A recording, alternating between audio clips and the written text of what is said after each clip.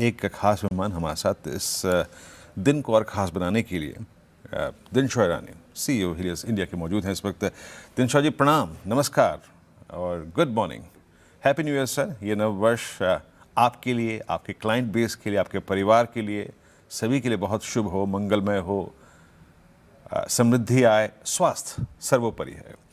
ये बताइए 2025 संघर्ष में निकल गया सर, संघर्ष, और वो संघर्ष इसलिए भी खल रहा था कि वो सिर्फ हमने किया, वर्ल्ड मार्केट्स ने एंजॉय किया इस पूरे ड्यूरेशन को, कमोडिटीज़ ने एंजॉय किया इस ड्यूरेशन को, बट हम संघर्ष कर रहे थे। लेकिन वो कहते हैं ना कभी तो ये संघर्ष का दौर भी खत्म होगा। क्या लग रहा है 2026 का आउटलुक क्या है आपका सर? पहले तो वीरू जी धन्यवाद आपके शो पर आमंत्रित करने के लिए, और आपको, आपके दर्शकों को और आपकी टीम को नए वर्ष की शुभकामनाएं। एक्चुअली 2025 बहुत खराब हो सकता था लेकिन संभल गया, क्योंकि हमारा एक्चुअली आप देखिए कि जो अर्निंग्स ग्रोथ वगैरह सब सब नेगेटिव ही था उस समय, और सितंबर में जाके ही थोड़ा पॉजिटिविटी आया। सितंबर अर्निंग्स की बात करें तो उसमें ही पॉजिटिविटी आया, और प्लस न्यूज फ्लो भी काफी नेगेटिव थे वीरू जी। सो मुझे कोई इस बाजार से कोई वो नहीं है, गम नहीं है कि टिका रहा, 4-5% चला, वही बहुत था हमारे लिए। लेकिन आप जो दूसरा बोले MSCI EM की अगर जो बात करें, जिसमें इंडिया एक कंपोनेंट है, तो 24 मेजर मार्केट में से हम 20वें थे इस टाइम रैंकिंग में। और एक चीज मैं सहमत नहीं हूँ आपकी बात से कि हम अकेले थे, कि 4 और मार्केट थे, और 4 जो मार्केट थे वो शायद इंडोनेशिया, टर्की, सऊदी अरेबिया, ये सब थे जो नेगेटिव थे। तो इसलिए हम अकेले नहीं थे जहां पे हमने सफर किया, ये भी थे साथ में, लेकिन 20वां रैंकिंग कोई अच्छा नहीं है। और एक्चुअली हमारा अंडर परफॉर्मेंस ये जो था इस बार MSCI EM को, पूरे साल की बात करें तो 28% का अंडर परफॉर्मेंस था। ये एक हिस्टोरिक हाई है वीरू जी। इतना बड़ा अंडर परफॉर्मेंस मैंने शायद ही पहले शायद क्या देखा ही नहीं है पहले।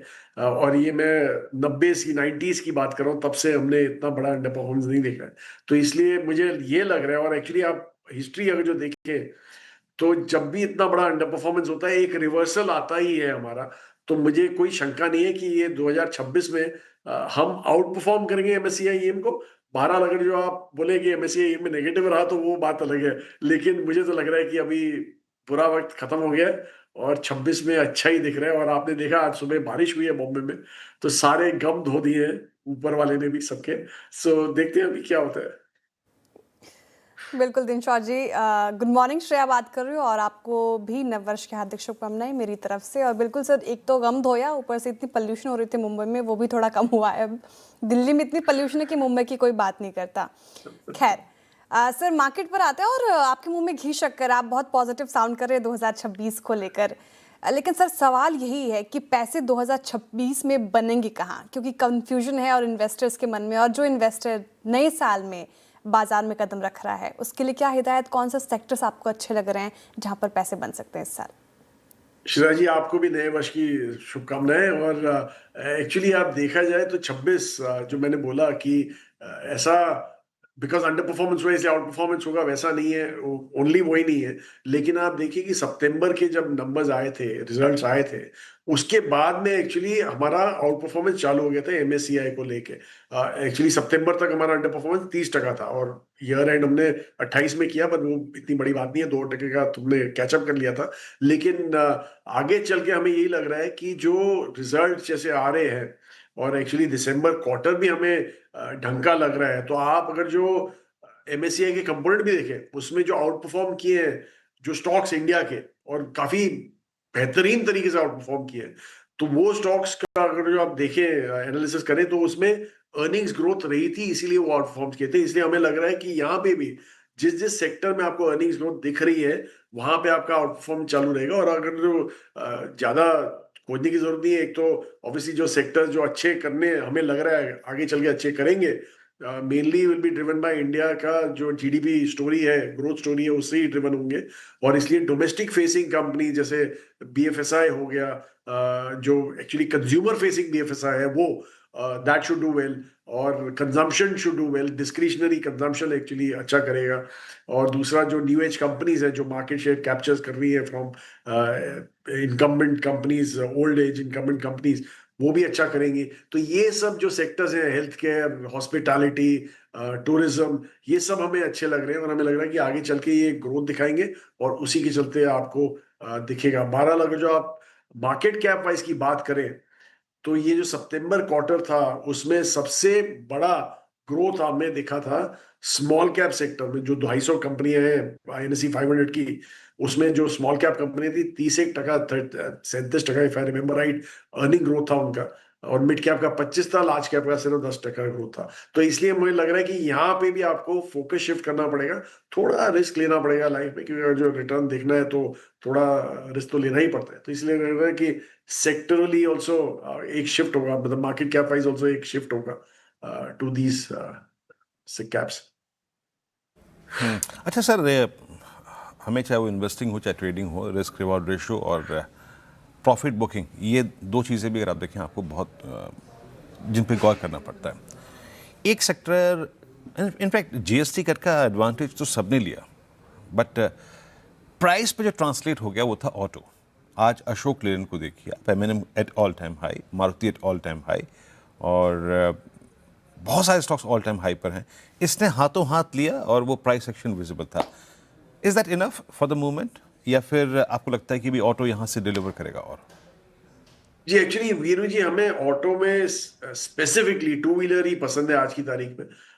उधर हमने डायरेक्ट एक्सपोजर लिया हुआ है और ऑब्वियसली ये रीजन वही है कि एक्चुअली जैसे ही पर कैपिटास बढ़ेंगे with the growth in GDP, two wheeler जो फर्स्ट एंट्री लेवल व्हीकल होता है एनी कंज्यूमर का, वो पिकअप आएगा और वहां से आपको दिखेगा, और अंडर पेनिट्रेटेड है आज की तारीख में, इसलिए हमें वो अच्छा लगता है।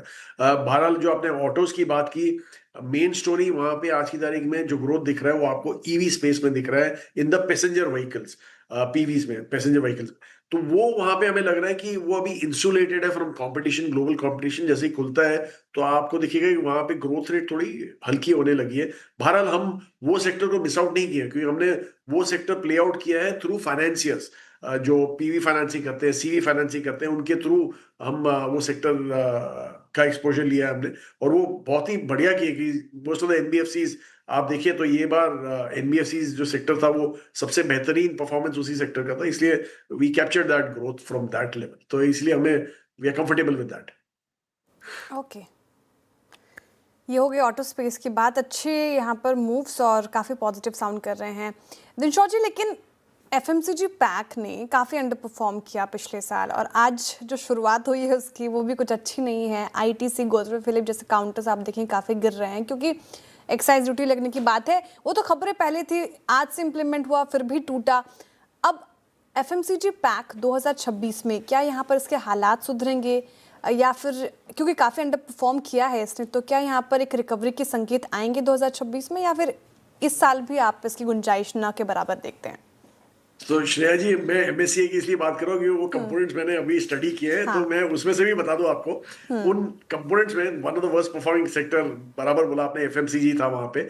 और वो इसलिए था क्योंकि एक और जो फैक्टर था, जो ये स्टॉक्स का, मैं एक तो बोला अर्निंग्स ग्रोथ जो थी वहां पे आपको ग्रोथ दिख गई। दूसरा जो इन सेक्टर्स में तो मतलब FMCG में तो अर्निंग ग्रोथ ज्यादा नहीं है, मतलब बड़ी पेडेस्ट्रियन ग्रोथ है, mid to high single digit की ग्रोथ है।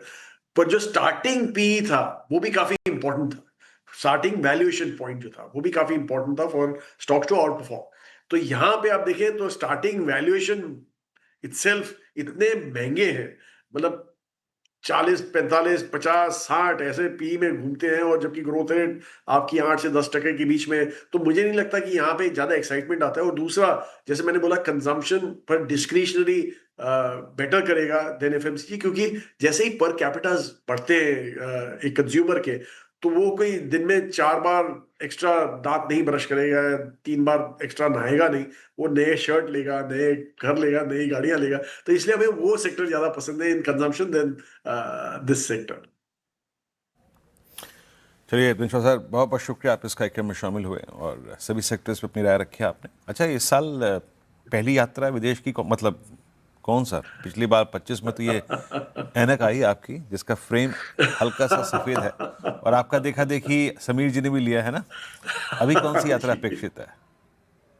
पता नहीं, देखते हैं कहाँ ले जाता है 26 सब डिसाइड करते हैं। हाँ, पर आपके पोर्टफोलियो में hotels still committed with hotels ना है? हाँ जी, हाँ जी, हाँ जी, हाँ जी, बिल्कुल, बिल्कुल। इनफैक्ट हमारा जो स्मॉल कैप पोर्टफोलियो भी दिखेगा आपको दिसंबर का, उसमें भी हाँ। देखेंगे कि काफी होटल कंपनीज है वहाँ पे, एक्सपोजर है हमारा। मैंने ये जवाब आपसे इसलिए ले लिया क्योंकि मैं होटल से पूछना चाह रहा था कि उस प्राइस डैमेज के बाद आपका व्यू क्या है। खैर, बहुत बहुत शुक्रिया, आप इस कार्यक्रम में शामिल हुए और एक बार फिर से सीएनबी सहवाग के परिवार की तरफ से आपको नववर्ष की शुभकामनाएं, आपकी पूरी टीम को, और हमारी शुभकामनाएं प्लीज़ समीर जी को भी दे दीजिएगा एक बार। एक काम करते हैं यहाँ से